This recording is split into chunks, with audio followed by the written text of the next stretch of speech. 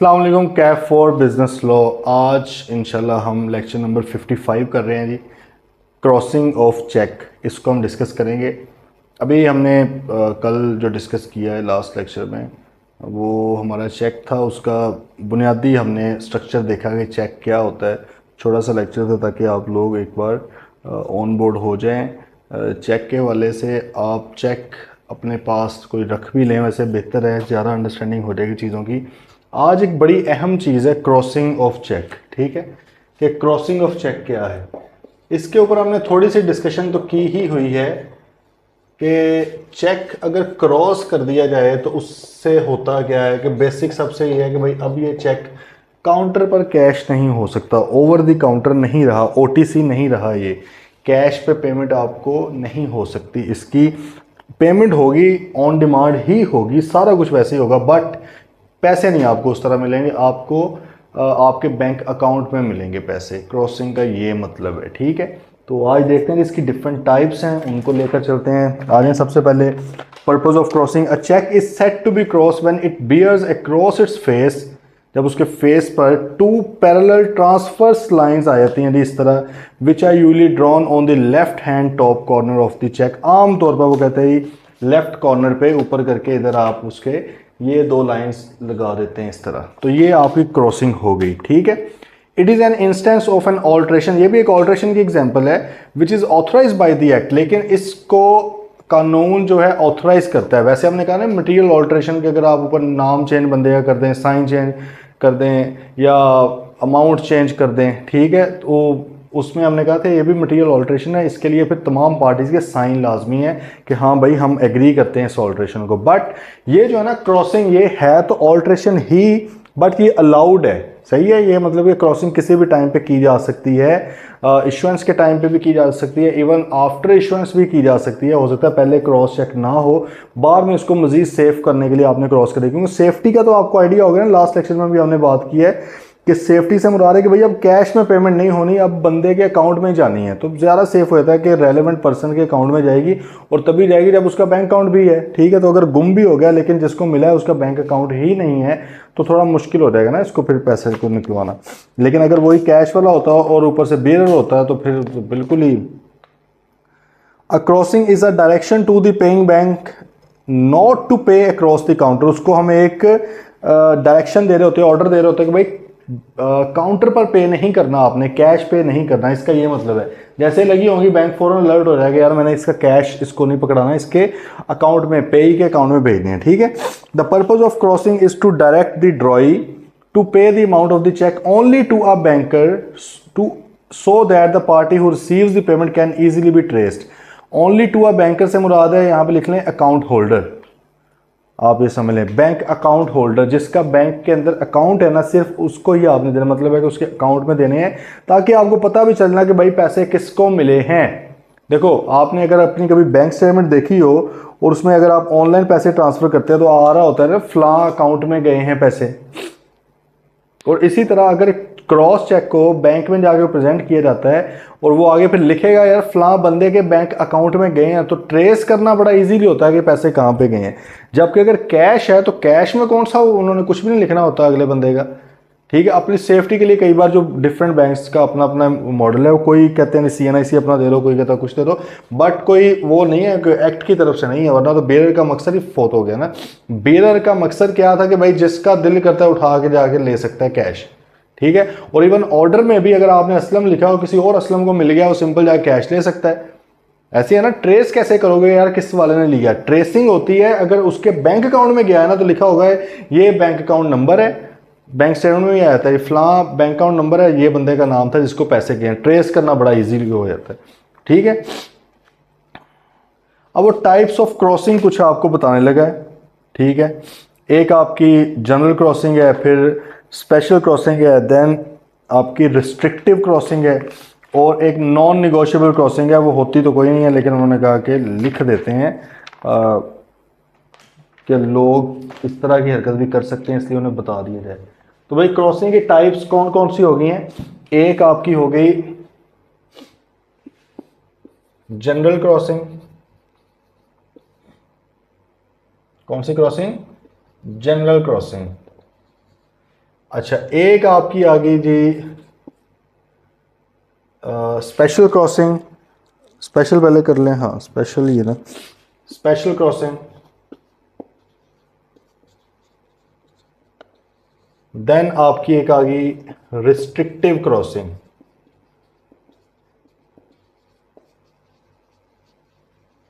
और एक आप होती तो कोई नहीं है, लेकिन लोग करना चाहते हैं तो इसलिए उन्होंने बता दिया कि भाई इसका फ़ायदा शायद कोई नहीं है। अभी देख लेते हैं, नॉट निगोशिएबल क्रॉसिंग।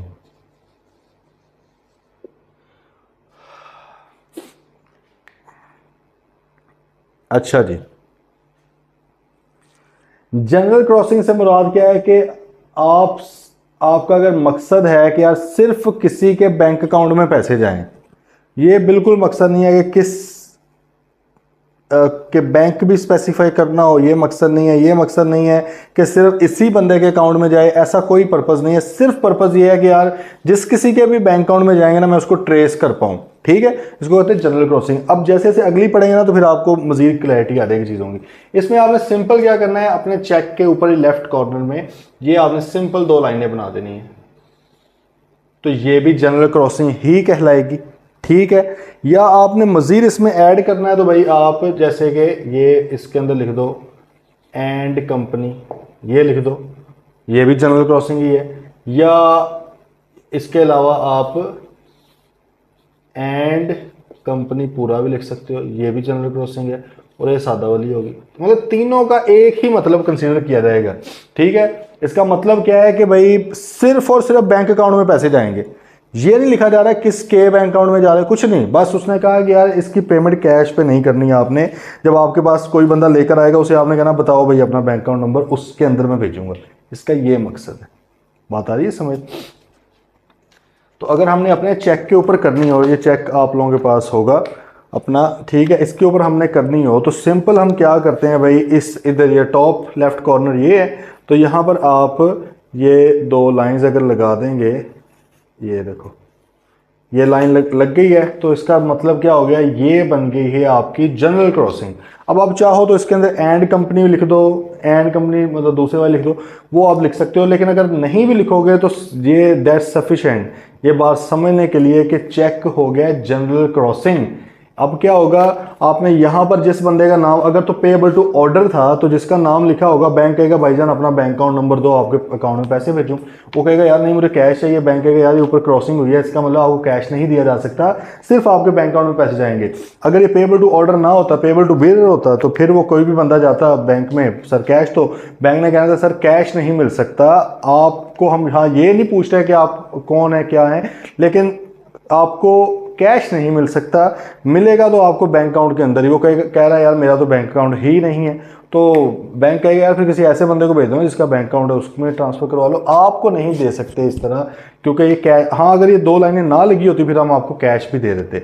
बात आई है भाई समझ? ठीक है, तो ये आपका बेसिकली बन जाता है। अब इसके ज़रा पढ़ लेते हैं। वो कहता है कि जी a check is said to be crossed generally where it bears across its face an addition of the words and company। and company कहता है अगर आप लिख देते हो, और any abbreviation of it, मतलब वो दूसरी वाली and company बना दिया ये वाली।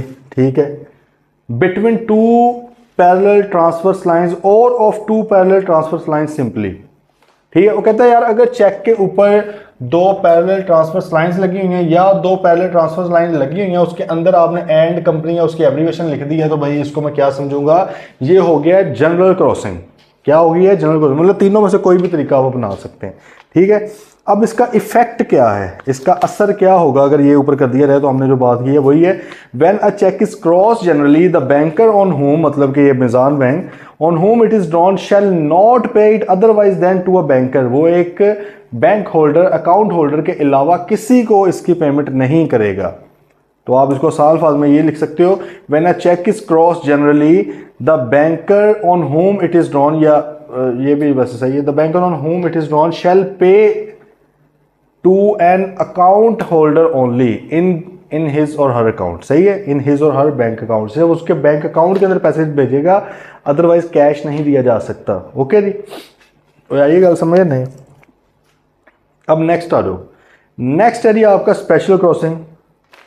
वो कहता है कि भाई एक दूसरा इससे भी ज्यादा नेक्स्ट लेवल की सेफ्टी होने लगी है। देखो इसका मकसद सिर्फ ये था कि यार अकाउंट के अंदर पैसे भेजने हैं, अब जिस किसी को भी मिला है, अगर बियरर वाला है तो वो करवा सकता है, ऑर्डर वाला है तो वो जिसका नाम का बंदा है वो अपने बैंक अकाउंट में ले सकता है बस। अब इससे भी अगर आप नेक्स्ट लेवल सिक्योर करना चाहते हो यार, अगर गुम हो जाए थोड़ी और सिक्योरिटी लगाई जाए, हो सकता है कि असलम के नाम का मैंने बनाया हुआ किसी असलम नाम के बंदे को मिल गया और उसका बैंक अकाउंट भी है, जनरल क्रॉसिंग के तहत तो इजीली पैसे ले गया। सही है, हाँ आप ट्रेस उसको कर लोगे, बेशक आपको पता लग जाएगा कि किसने लिया है, लेकिन क्यों उस फड्डे में पड़े, कोशिश नहीं करनी चाहिए पहले कि वो अपने में ट्रांसफ़र ना करवा सके। तो आपने एक और मुश्किल डालने के लिए क्या किया, आपने कहा यार स्पेशल क्रॉसिंग एक होती है जिसमें ये 2 लाइनें लिख के आप बीच में बैंक का नेम लिख देते हो, मिसाल तौर पे MCB बैंक आपने लिख दिया। आपको पता ना एक बैंक से दूसरे बैंक के किसी अकाउंट में पैसे हो सकते हैं ट्रांसफर इजीली, ठीक है। अच्छा MCB एग्जाम्पल ही, आप मिज़ार भी लिख सकते हो, दूसरा भी, ये मतलब ये ना समझ लेना कि हमेशा ही दूसरा होगा, ये कर लो आपने कहा जी दूसरा भी मिज़ान ही है, ये भी हो सकता है, ठीक है, कोई भी बैंक। या आपने लाइंस नहीं भी लगाई, सिंपल आपने बैंक लिख दिया विदाउट लाइंस, इस तरह करके लिखा लेकिन टेढ़ा करके। अब जब बैंक के सामने ये जाएगा ना, ये वाला चेक जाएगा जिसके ऊपर ये चीज़ हुई पड़ी है, ठीक है, ये ऊपर टॉप में करके, तो बैंक को पता लग जाएगा कि भाईजान ये कौन सी वाली क्रॉसिंग है स्पेशल। देखो लाइनें लगी हुई हैं, एक तो ये जाहिर हो गया कि यार जाने बैंक अकाउंट के अंदर है, पहली चीज़ तो होगी ना। अब उसके अंदर बैंक का नाम भी लिख दिया कि किस बैंक के अंदर ये वाला अकाउंट होना चाहिए जिसमें पैसे जाएंगे। बात आ रही समझ। देखो ड्रॉर का अकाउंट किस बैंक के अंदर है, मिज़ान बैंक के अंदर। मैंने यहां पर लिख दिया जी पे असलम, ठीक है, और ऊपर मैंने लिख दिया जी MCB बैंक क्रॉसिंग में, या मिज़ान बैंक या फैसल बैंक या अल्फला बैंक, जो भी मैंने ये लिख दिया। अब मैं क्या कहना चाह रहा हूं बैंक को, मैं बैंक को ये डायरेक्शन देना चाह रहा हूं कि भाईजान आपने असलम को पे करना है, लेकिन ऐसे वाले असलम को पे करना है जिसका बैंक अकाउंट जो है वो मिज़ान बैंक के अंदर हो या वो MCB बैंक के अंदर हो, जो मैंने लाइनों के अंदर लिखा है, तो थोड़ी ज़्यादा सेफ्टी होगी है ना। अब फॉर एग्जाम्पल किसी असलम का नाम का आपने लिखा, असलम कोई और बंदा रहा, उसको नीचे गिरा हुआ मिल गया, वो भाग के गया बैंक के, यार चलो अपने बैंक में ट्रांसफ़र करवाता हूँ। जैसे ही वो गया उसने कहा यार आपका MCB बैंक के अंदर है, उसमें जाएंगे, उसने कहा नहीं नहीं मेरा तो नहीं है, उसने कहा यार क्रॉसिंग देखो ना ऊपर MCB बैंक की हुई है। आ रही है बात समझ। तो इस तरह से मज़ीद जो आपकी है बेहतरी थोड़ी चीज़ की हो जाती है, सेफ्टी हो जाती है। ओके सर, गल आई है समझ, या कोई नहीं, दोबारा गौर से सुनना आ जाएगी समझ। अब वो कहते हैं a cheque is said to be cross specially where it bears across its face an addition of the name of the banker, parallel lines are not necessary. वो कहते हैं लाजमी नहीं है, डाल दिए तो डाल दो, मतलब है कि आप डाल के भी लिख सकते हो, इस तरह सिंपल भी लिख दो, ठीक है। एग्जाम्पल उसने दे दिया नीचे। इफेक्ट इसका क्या होता है, when a cheque is cross specifically the banker on whom it is drawn shall not pay it otherwise than to a banker to whom it is crossed or his agent for collection। वो कहता है कि अब वो सिर्फ और सिर्फ उसी बैंक के बैंक अकाउंट रखने वाले बंदे को ये वाला पेमेंट करेगा, उसके अकाउंट में ट्रांसफर करेगा। बात आ गई है समझ। चलो नेक्स्ट आ रही है रिस्ट्रिक्टिव क्रॉसिंग। इंग्लिश उसकी थोड़ी अजीब सी, आप अपने हिसाब से आसान में कर सकते हो। रिस्ट्रिक्टिव क्रॉसिंग, देखो हम ज़रा चलते हैं पीछे एक जगह पे, हमने वहाँ पे एक बात की थी। और ज़रा पेएबल टू ऑर्डर डेफिनेशन, मतलब जब हमने नेगोशिएबल इंस्ट्रूमेंट्स स्टार्ट किया चैप्टर 14, तो वो नीचे लिखा characteristics of negotiable instrument either payable to order और बियरर, उसमें ज़रा डेफिनेशन पढ़ें क्या था। A promissory note, bill of sale or check is payable to order which is expected to be so payable or which is expected to be payable on a particular person and does not contain words prohibiting transfer or indicating an intention that it shall not be transferable। उसने कहा था कि भाई ये negotiable कब कहलाएगा, अगर आप उसके ऊपर कोई मना करने वाली बात ना लिखें, मतलब कि negotiation को ना रोकें, ठीक है। अब यहाँ पर भाई बात ये है कि रिस्ट्रिक्टिव क्रॉसिंग, या इसको बोला जाता है अकाउंट पेई ओनली क्रॉसिंग। क्या बोला जाता है, अकाउंट पेई ओनली क्रॉसिंग। मतलब है कि जो पेई है ना सर, इस ये जो मैंने इधर लिखा हुआ है बंदा, ये इंडोर्स नहीं कर सकते आप इसको, ये जो मैंने इधर बंदे का नाम लिख दिया है ना, सिर्फ और सिर्फ उसके अकाउंट में जाएंगे पैसे। मिसाल के तौर पे मैं यहाँ पर नाम लिख देता हूँ कि भाई ये पे अली, ये मैंने लिख दिया, ठीक है, और बियर को मैंने काट दिया, ठीक है। यहां पर मैंने क्रॉसिंग कर दिया अकाउंट पे ही ओनली वाली, ये मैंने अकाउंट पे ओनली लिख दिया, ठीक है फॉर एग्जाम्पल। अब ये देखें, मैंने भाई लिखा है कि अली को पे करो, बिल वाला खत्म हो गया, मतलब ऑर्डर हो गया। साथ ही मैंने हाईली रिस्ट्रिक्टिव क्रॉसिंग मैंने कर दी है कि भाईजान अकाउंट पेई ओनली, सिर्फ और सिर्फ ये जो पेई है ना इसके अकाउंट में जाएंगे। मतलब है कि this cheque cannot be transfer और निगोशिएटेड। सही है, ये ट्रांसफर नहीं हो सकता, ना ही ये निगोशिएट हो सकता है, इसलिए इसको बोला जाता है रिस्ट्रिक्टिव क्रॉसिंग। अब आपका ये क्वेश्चन आ सकता है कि सर अब क्या ये चेक फारिग हो गया है, ये फजूल चेक है? ऐसा कुछ भी नहीं है, this is still a valid contract, but obviously this is not a negotiable instrument. ठीक है, अब ये निगोशिएबल इंस्ट्रूमेंट नहीं रहा, क्योंकि ये अब निगोशिएट नहीं हो सकता फर्दर, क्योंकि आपने ऊपर क्रॉसिंग कौन सी कर दी है, अकाउंट पेई ओनली वाली, और ये क्रॉसिंग सिर्फ और सिर्फ चेक में अलाउड है। क्रॉसिंग तो है नहीं ना अलाउड, बिल ऑफ एक्सचेंज में तो अलाउड ही नहीं है क्रॉसिंग। ठीक है, चेक में अलाउड है, और अकाउंट पेई ओनली वाली स्पेसिफिकली ये सबसे ज्यादा रिस्ट्रिक्टिव क्रॉसिंग है। अब आप जरा सोचें कि क्यों मुझे इसका क्या इसके अंदर फायदा है। ये सेफ्टी पर्पज के लिए सबसे ज्यादा अहम है। वो इस तरह आपने लिखा यार अली, ठीक है, अब लेट से ये गुम हो गया चेक, क्या हो गया, गुम हो गया, जिसको मिला है वो अली नहीं है। अगर ये दूसरे वाले होते ना, उसने इसको इंडोर्स करके, सही है, कोई ना कोई आगे काम चला देना। मिसाल तौर पे अली के ये साइन हुए पड़े थे ना नीचे भी, ये लेट से उसके सॉरी ये ड्रॉर के यहाँ पे साइन होने हैं। बैंक को तो नहीं पता ना कि अली के कौन से साइन है, उसने बंदे को मिला, उसका नाम है असलम। बड़े बात गौर से सुननी है, ये वाला अगर ये अकाउंट पे ही ओनली वाली ना होती, अली लिखा होता और भाई कहीं किसी जगह पे किसी टेबल पे पड़ा हुआ था, किसी ने चोरी किया, असलम नाम है उस बंदे का। ठीक है, अब असलम ने कहा कि यार ये जो नीचे साइन है लेट से शहबाज के, ये तो बैंक को पता है, ये तो नहीं मैं गलत कर सकता, लेकिन अब मैं ये अज्यूम करता हूँ कि अली ने मुझे ट्रांसफर कर दिया है। सही है, उसने पीछे क्या की, इंडोर्समेंट की और अली के साइन कर दिए और लिख दिया टू असलम। सही है, ये अब ओपन कर दिया। अब बैंक के पास ये जाता, अगर ये अकाउंट पे ओनली वाला ना होता, तो बैंक ने सिंपल है कि देखना था कि यार अच्छा चलो क्रॉसिंग श्रॉसिंग तो कोई नहीं है, इंडोर्समेंट वैलिड है, साइन हुए हैं, उसको क्या पता अली के साइन कौन से हैं। उसने असलम को पेमेंट कर देनी थी, बात खत्म। Payment in due course bank की तरफ से तो होगी, बैंक का कोई कसूर नहीं है, लेकिन पेमेंट हुई तो गलत बंदे को, पैसा लुट गया। ठीक है, अब अगर अकाउंट पे ही ओनली लिखा होता तो क्या होना था, किसी को गिरा हुआ मिल गया चेक, लेकिन वो बंदा इसको ट्रांसफर कर ही नहीं सकता, इंडोर्स कर ही नहीं सकता, ये जाया है उसके लिए। ये जो अमाउंट है ये सिर्फ और सिर्फ अली के ही बैंक अकाउंट में जा सकती है, किसी और पर्सन के नहीं जा सकती। ठीक है, और जाहिर है पूरा नाम होगा उसका, सिंपल अली थोड़ी होगा, मोहम्मद अली या अली अजमत, अली जफर वगैरह, कुछ ना कोई नाम होगा उसका, जिसकी वजह से वो कंप्लीट नाम वाला तो कोई और बंदा ढूंढना तो बड़ा मुश्किल होता है ना। तो इसका मतलब है कि काफ़ी हद तक ये सिक्योर्ड है। ठीक है, क्योंकि ट्रांसफरेबल नहीं है। भाई आइए गल समझे, कोई नहीं। तो भाई इसमें फिर क्या हो जाती है, अकाउंट पे ही ओनली वाली हो जाती है, अकाउंट पे ही ओनली। ठीक है, ये इसके अंदर आ जाता है। पढ़ें जरा, रिस्ट्रिक्टिव क्रॉसिंग में भी एडेड विद जनरल क्रॉसिंग, मतलब जनरल क्रॉसिंग अगर लिखो सर उसके ऐड क्या कर दो, by adding the words account पे ही और अकाउंट पे ही ओनली, ये ऐड कर दो तो वो हो जाएगा। इफेक्ट क्या है, where a cheque is crossed as account payee it shall cease to be negotiable, ये आगे निगोशिएबल नहीं होगा। Strictly speaking the amount collected on the cheque must be credited to the account of payee named in the check.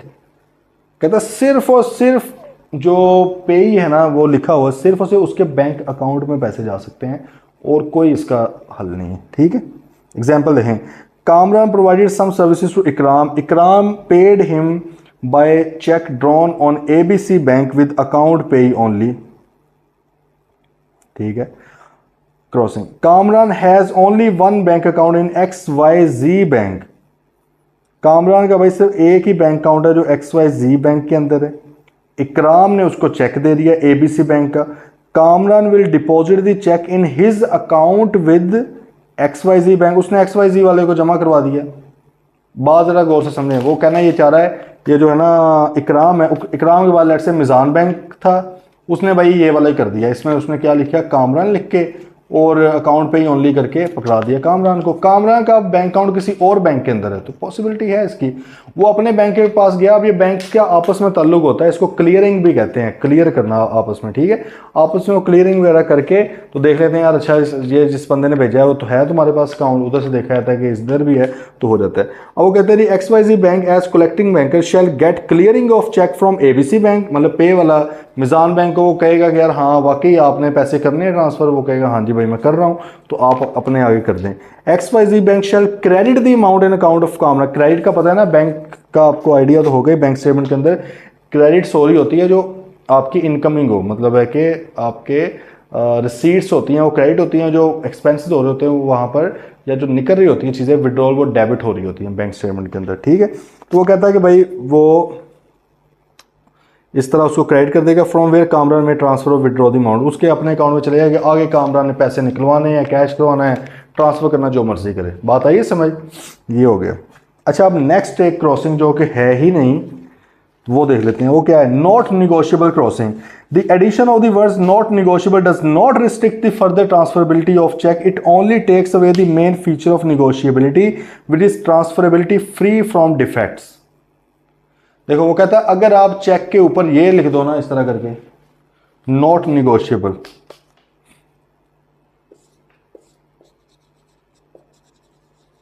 अच्छा ये जरूरी नहीं है कि एक ही तरह की क्रॉसिंग हो रही होती है, जैसे अकाउंट पे ही ओनली, इसके साथ बैंक भी आप लिख सकते हो, अकाउंट पे ही ओनली भी है, लेकिन अकाउंट पे ही जो है उसका XYZ बैंक के अंदर ही बैंक अकाउंट होना चाहिए, फिर है ये वो वाला है, मतलब मजीद रिस्ट्रिक्शन दो को आपने मिला के डाल दिया, तो इस तरह भी कर सकते हैं आप, ठीक है। तो नॉन निगोशिएबल में भी इस तरह आप बैंक शैंक का भी नाम डाल सकते हो। अब वो कहता है आपने ये कर दिया नॉन निगोशिएबल, कहता है इसको लिखने का फायदा कोई नहीं हुआ, कोई फायदा नहीं है टेक्निकली, ये स्टिल निगोशिएबल हो सकता है। अगर आप चाहते हो ना कि कोई चेक निगोशिएबल ना हो तो फिर ये वाली करो रिस्ट्रिक्टिव क्रॉसिंग, ये वो कहता कुछ नहीं है, ठीक है। तो फॉर एग्जाम्पल एक बंदा जिसको नहीं आइडिया अकाउंट पे ही ओनली क्या होता है कि ले पर्सन है, वो हो सकता है अपनी तरफ से बेचारा रिस्ट्रिक्शन लगाने के लिए वो ये लिख देता है नॉट निगोशिएबल, इसलिए उन्होंने कहा यार ये नॉट निगोशिएबल का कोई फायदा कोई नहीं है। हाँ बस ये है कि चेक अब जो है इसकी जो ट्रांसफरेबिलिटी है वो फ्री फ्रॉम डिफेक्ट्स नहीं रहेगी, डिफेक्ट आ गया ना एक चेक के, मतलब फजूल सी आपने ऊपर चीज़ लिख दी है। मिसाल के तौर पे आप ये कह लें कि करेंसी नोट है, करेंसी नोट के ऊपर आप उसके दरमियान में कोई लिखी हुई है चीज़ें का गंद मारा हुआ है, अक्सर जाके आप शॉप वाले को दे दो, कहता है यार ये तो नहीं, मैं फटा पुराना सा लग रहा है, मैं नहीं लेना, हालांकि वो भी तो वैलिड तो है। बात आ रही है समझ, वैलिडिटी उसकी उतनी की उतनी ही है। अब आपके सामने अगर मैं आपको कहूँ यार 5,000 रुपये आपको मैंने देना है, एक कड़कता हुआ नोट न्यू हो, एक हो पुराना, दोनों की वैल्यू में कोई फ़र्क है? कोई फ़र्क नहीं है, वो भी 5,000 वो भी 5,000, लेकिन आप कौन सा चूज़ करोगे खुद बताएं, आप ये न्यू वाला करोगे, सिंपल बात है, मैं खुद करूँगा। क्यों यार, सही है यार, नया नया है अभी, ठीक है सही है। तो और इसमें इसका मतलब है कि पुराने में मसला कोई नहीं था, लेकिन सिर्फ यह है कि डिफेक्ट थोड़ा सा आ गया ना पुराना होने की वजह से। इसी तरह आपने ऊपर जब नॉट निगोशिएबल लिख दिया, वो कहते हैं ट्रांसफर होने में कोई मसला नहीं है, अभी भी ट्रांसफर हो सकता है, बट ऑब्वियसली इसके अंदर एक डिफेक्ट आ गया क्योंकि आपने एक फजूल सी चीज़ ऊपर लिख दी है जिसकी कोई ज़रूरत नहीं थी। तो क्योंकि अब हर बंदे को तो नहीं आइडिया होता ना कानून का, obviously ignorance of law is no excuse, but still generally हर इंसान को तो नहीं लॉ का पता होता है। कई बंदों ने नॉन निगोशिएबल लिखा हुआ पढ़ के समझना कि यार वाकई ये तो निगोशिएबल हो ही नहीं सकता, तो मतलब बिला आपने डिफेक्ट डाल दिया है, हालांकि निगोशिएबल स्टिल हो सकता है, ठीक है। The effect of the words non negotiable on a cross cheque is that the title of the transferee, जिसको ट्रांसफर किया जा रहा है वो अब उसका जो राइट है टाइटल है वो बेटर नहीं है पिछले बंदे से। बेटर से मुराद क्या कि अब उसके ऊपर एक दाग लग चुका है ना, ठीक है, ऑल्दो मसला नहीं है इसका कोई legally. Therefore a holder with a defective title can not give a good title to a subsequent holder. अब अगले बंदे को मिसाल तौर पे आप ये समझ लें कि अगर मेरे पास एक चेक आ गया उसके ऊपर नॉन निगोशिएबल लिखा हुआ है, अब होल्डर इन ड्यू कोर्स अगर कोई बनना चाहता है तो वो कभी भी ये लेगा, वो कभी भी नहीं लेगा, वो कहेगा जब मैंने पैसे पूरे देने, जब मैंने कंसिडरेशन पूरी लेनी है तो भाई ऊपर लाइनें लिखी हुई मैं क्यों लूँ, ठीक है। आप किसी को कहो कि यार ये लो 1,00,000 रुपए की आपसे मैंने लैपटॉप लिया लेट से, अब आपको मैं कैश पे कर रहा हूँ, उसमें यार 5,000 वाले दो नोट ना फटे हुए हैं, इसको टेप लगा लेना, कहेगा भाई क्यों, ये क्या हरकत है, जब चीज़ आपको दी है तो नोट सही वाले दो, ठीक है। तो यही वो यहाँ पे बात कर रहा है। The object of crossing a check non-negotiable is to afford protection to the drawer or holder of the check against the miscarriage or dishonesty in course of transit by making it difficult for the checks to cross cash until it reaches its destination, ये फजूल बात है, कोई इसकी इतनी अहमियत नहीं है। ठीक है जी, 4 तरह की क्रॉसिंग है, इसमें कोई कन्फ्यूजन हमें नहीं होनी चाहिए। अगर कोई 1% भी कन्फ्यूजन है प्लीज़ आपने फ़ौरन पूछना है, फ़ौरन मैसेज करना है ताकि ये चीज़ें क्लियर हों। मैं आपको बार बार बता रहा हूँ, इंतहाई इंपॉर्टेंट है निगोशिएबल इंस्ट्रूमेंट्स। ये 2 चैप्टर हैं लेकिन बहुत ज़्यादा ज़रूरी हैं, और आई नो कि थोड़े टेक्निकल हैं, थोड़े अलग करके हैं, इसलिए इसको बड़े गौर से समझना भी है हमने। अब अगली बात आई थी crossing of cheque after issue. वो कहता है एक तो क्रॉसिंग है ना इशू करते हुए, जब आप चेक ड्रॉ कर रहे थे, बना रहे थे, उस वक्त ही आपने क्रॉसिंग कर दी, और कई बार आप इशू होने के बाद भी कर सकते हैं। बाद से मुराद क्या है कि जब आपने फर्दर इसको ट्रांसफर करना है, इंडोर्स वगैरह करना है, तब भी कर सकते हो। A crossing authorised by the act is a material part of the cheque. It means that it is unlawful for any person to obliterate, add or alter the crossing except as authorise under the act. वो कहते हैं कि आप इसको भी बिला वजह, ये नहीं कि जब दिल किया इसको ये काट के आपने कुछ और कर दिया, ये कहा, कहते हैं नहीं, इस तरह नहीं तरीका। कानून ने जिस तरह बताया हुआ ना उस तरह ही आप क्रॉसिंग के साथ आप खेल सकते हो। ठीक है, क्या तरीके हैं? अ चेक में भी cross after its issue in the following manner. Case पहले number where a cheque is uncross, अगर वो चेक के ऊपर किसी तरह की क्रॉसिंग हुई नहीं है तो फिर वो कहता है राइट टू क्रॉस किसका है? द होल्डर, जिसके भी पास है, मे क्रॉस इट जनरली और स्पेशली। वो इसको ये या ये वाली कर सकता है, मतलब है कि सिंपल ये वाली कर दे कि यार बैंक अकाउंट में पैसे जाएंगे, या बैंक का नाम भी लिख सकता है, ये 2 तरह ही कर सकता है। ठीक है, ये आपको ना याद करनी पड़ेगी ये वाली चीज़। ठीक, आप देख लें कि अभी तक हमने कैफ 4 में बहुत कम चीज़ों को कहा कि आपको प्रॉपर याद या रट्टा जिसका लगाना पड़ेगा, तो ये अब दोबारा एक चीज़ आ गई है। अभी रिसेंटली भी शायद निगोशिएबल इंस्ट्रूमेंट्स में एक आई थी, और इस तरह अगले चैप्टर्स में भी कुछ कुछ चीज़ें होंगी। मतलब कोशिश यही है कि बहुत कम चीज़ें हों वो, लेकिन कई जगह पे कानून बिल्कुल सीधी सी बात कर रहा होता है, हमें वैसे ही याद रखनी पड़ती है। तो भाई ये एक आ गया।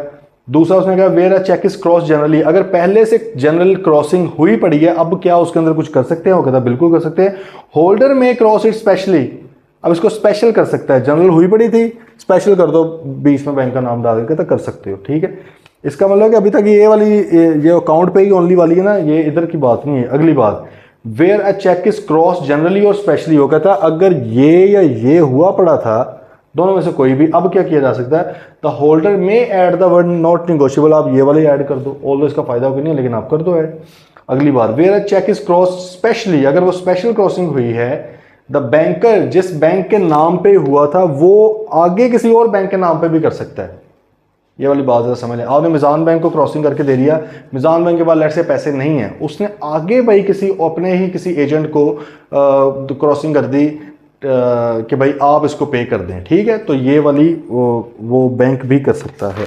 ठीक है, यहाँ से एक बार ये हमारी नज़र में आई है कि फिर ये अकाउंट पे ही ओनली वाली जो है, ज़रा लॉजिक भी है बात के अंदर, अकाउंट पे ही ओनली वाली जो है ना, ये सिर्फ और सिर्फ एट टाइम ऑफ इशुएंस हो सकती है। बाकी देखें ना, उसने कहा कि आगे पीछे हो सकती है। अगर कोई क्रॉसिंग नहीं है तो जनरल स्पेशल आप कर सकते हो, अगर जनरल स्पेशल है तो आप नॉन निगोशिएबल वाली कर सकते हो। ठीक है, और इस तरह बैंक भी है, दूसरे बैंक को कर सकते हैं, लेकिन ये वाली नहीं उसने कोई भी बीच में लिखी। क्यों नहीं लिखी भला? क्योंकि ये एट टाइम ऑफ इशू होनी होती है बस। वाई वाई वाई, क्या पर्पज़ है भाई? इशू के बाद तो ये ट्रांसफ़र होना ही नहीं है ना, ये तो ट्रांसफ़र ही नहीं हो सकता, तो आफ्टर इशुएंस कैसे क्रॉसिंग हो सकती है? मतलब मैंने जब चेक इशू किया उस वक्त मैंने कर दी, अब ये तो कभी ट्रांसफर होना ही नहीं है, तो इसलिए फिर अगले ऑप्शन बनते ही नहीं है ना, कि अगला बंदा क्या करेगा, उससे अगला क्या करेगा, वो तो बनते ही नहीं है। Why? Because it is restricted, ये ट्रांसफर हो ही नहीं सकता। सही है, इसलिए उसने इसको मेंशन नहीं किया। प्रैक्टिस क्वेश्चन देखें जरा। Discuss the effect of words not negotiable, ये भाई देख लें, ये सिंपल। उसने आगे आ गया कि identify the person who may cross the cheque after issue and the manner in which it may be cross. ये देखें, ये दोनों चीज़ें आई हुई हैं, यही वाला सिंपल अभी जो पड़ा है। ठीक है भाई, कोई क्वेश्चन हो किस तरह का प्लीज़ पूछ लेना है। तो आज हमने बेसिकली 4 तरह की क्रॉसिंग ही देखी हैं। क्रॉसिंग का मतलब हमें पता लग गया कि बैंक अकाउंट के अंदर पैसे जाएंगे, कैश नहीं मिलेगा। जनरल क्रॉसिंग हुई हो, 2 लाइनें सिंपल लगी हुई हैं, या बीच में एंड कंपनी या इस तरह पूरा एंड कंपनी लिखा हुआ है, इसका मतलब क्या है कि सिर्फ और सिर्फ बैंक अकाउंट के अंदर पैसे देने हैं, और इसका कोई मतलब नहीं है। स्पेशल क्रॉसिंग में आप बैंक का नेम भी लिख देते हो, यार बैंक अकाउंट के अंदर तो देने हैं, लेकिन उस बंदे का बैंक अकाउंट इस बैंक में होना चाहिए जो मैं इसमें मैंशन कर रहा हूँ, और ये बैंक आपके चेक से वाले बैंक से अलग भी हो सकता है। ठीक है, तीसरा आ गया रिस्ट्रिक्टिव क्रॉसिंग। ये हाईली सिक्योर्ड क्रॉसिंग है, जिसमें आप ऊपर लिख देते हो अकाउंट पे ही ओनली कि भाई अकाउंट पे ही ओनली, मतलब जो पे ही है सिर्फ और सिर्फ उसके अकाउंट में पैसे जाएंगे, ये ट्रांसफरेबल नहीं है, ये निगोशिएबल नहीं है। इसको हम प्योरली ये कहते हैं नॉन निगोशिएबल हुआ है। लेकिन ये जो एक नॉट निगोशिएबल क्रॉसिंग आप लिख कर देते हो, ऊपर नॉट निगोशिएबल लिख देते हो, वो कहता है असल में स्टिल ये है तो सही निगोशिएबल, अभी भी आगे किया जा सकता है, बट अब इसके अंदर एक डिफेक्ट आ गया है कि आपने एक इस तरह की चीज़ लिख दी। अब एक आम बंदा ले पर्सन हो सकता है कि लेना ही ना पसंद करेगा, यार ये तो नॉन निगोशिएबल लिखा हुआ है, हालांकि अभी भी स्टिल जा सकता है आगे। ओके जी, तो ये कुछ चीज़ें थी जो आज हमने देखी हैं। फिर आगे चल रहे हैं इंशाल्लाह, मिलते हैं। टिल देन टेक केयर, अल्लाह हाफिज़।